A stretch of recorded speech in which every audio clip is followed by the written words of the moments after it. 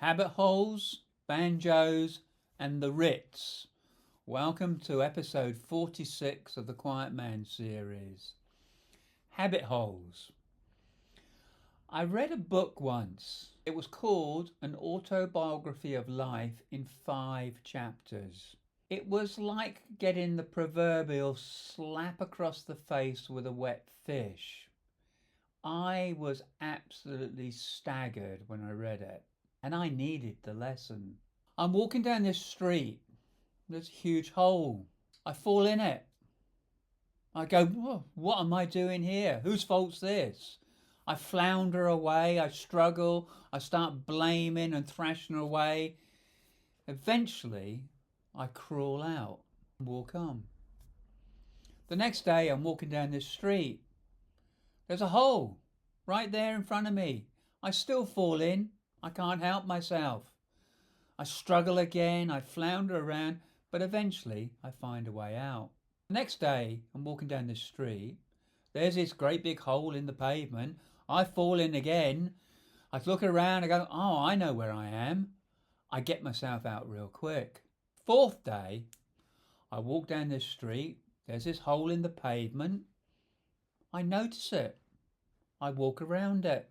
Fifth day, I walk down a different street. And I was at a point in my life after this whack across the face, this wake up call, I was at a point in life where I had to walk down a different street. And on January the 8th, 2018, I walked down a different street. In the immortal words of Brad Pitt, I withdrew my drinking privileges. I flipped my will switch. And as a consequence, the creativity started to flow. I was doing things differently. I had a fresh outlook. I had a fresh take on life. I had clarity.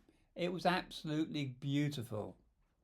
One of the things I've been working on was how do I convince or how do I put over the story of perfect teams? I've not talked a lot about this, but I developed an instrument in concert with Roman, with Grant's backing, and I developed this instrument called the Perfect Teams Indicator. And it was all based on people's character.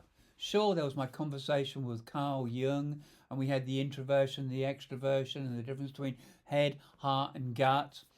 But we developed this instrument, and what we did, we came up with 12 different characters.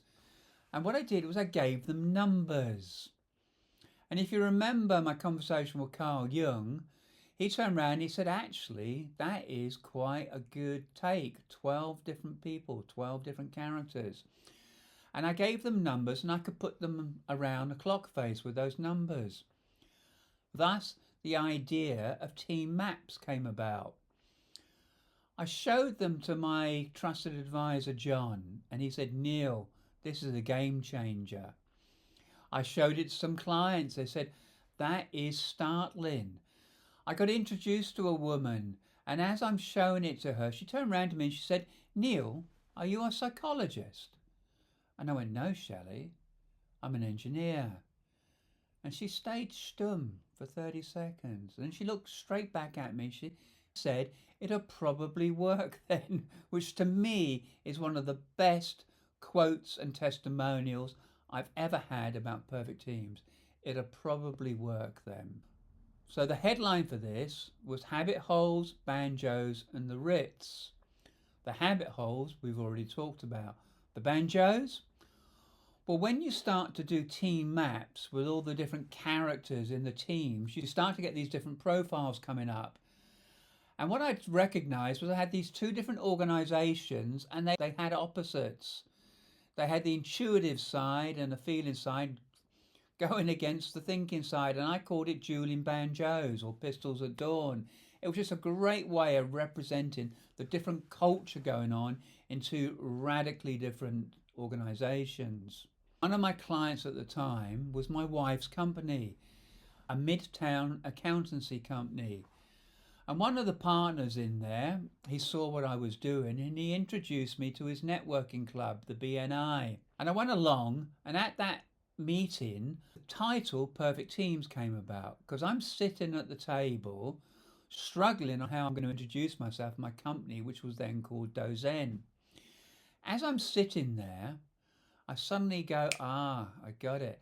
And I walked to the front of the room and I turned around and I said, hands up if you work in a team. And all the hands went up. I said, keep them up if that team's perfect. And all the hands went down. I said, that's what I'm about, perfect teams. And I sat down. As a consequence of that, one of the chaps in the meeting came running up to me afterwards and said, I want to invest in you. And that was a man called Rob Bowl, and he became my first investor, which has helped me to develop the whole proposition around perfect teams and bring it to fruition. One of the ways in which you bring things to fruition is you develop the vision for your organization. And a vision has to be something that you're moving towards. It has to be inspirational. And I quietly said to myself, I would like perfect teams to be the Ritz, the Rolex, the Rolls Royce of team development. That's what I see perfect teams as being, a premier team development product for enlightened organizations that really want to take their teams forward. Pragmatically, my vision for perfect teams is for it to be the 21st century profiling tool of choice for team development. That's my vision for perfect teams. The lesson in all this, if in doubt, network. It's people that are going to help you get there. Everything that's happened, everything I've talked about in this episode has been about people. Conversations with people, being introduced to people, being invited to go talk to people. Networking really does bring about stunning results. If you've liked this, give it the thumbs up. Please share it. Please comment on it. I look forward to seeing you tomorrow for episode 47 of the Quiet Man series. Thank you.